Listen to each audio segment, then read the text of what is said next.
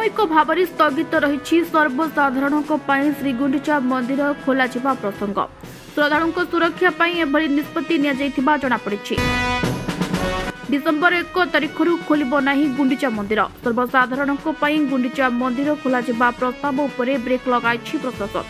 अतिरिक्त मुख्य जंत्री और श्रीमंदिर वरिष्ठ सुपरवाइजर को जरूरी रिपोर्ट को आधार कर श्रद्धालुओं सुरक्षा को दृष्टि में रखी निष्पत्ति किछि दिन तले परिचालना कमिटीर परामर्श अनुसार श्रीगुंडीचा मंदिर अनुध्यान करा।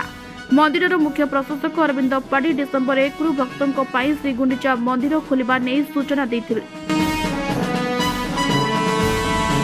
श्रीमंदिर मुख्य प्रशासक अरविंद पाढ़ी डिसेम्बर 1 भक्तों श्रीगुंडीचा मंदिर खोलाजिबा नै सूचना देथिले।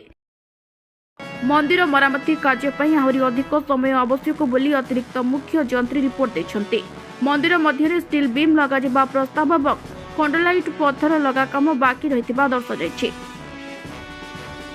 वरिष्ठ सुपरवाइजर रिपोर्ट देछन्ति जे गुंडीचा मंदिर परिसर उद्यान गुड़िक भक्तों सुरक्षा दृष्टि सफाई और उन्नतीकरण जरूरी। याकू विचार को नहीं श्रीगुंडीचा मंदिर खोल निष्पत्ति को स्थगित रखा। Bureau report news desk Odia.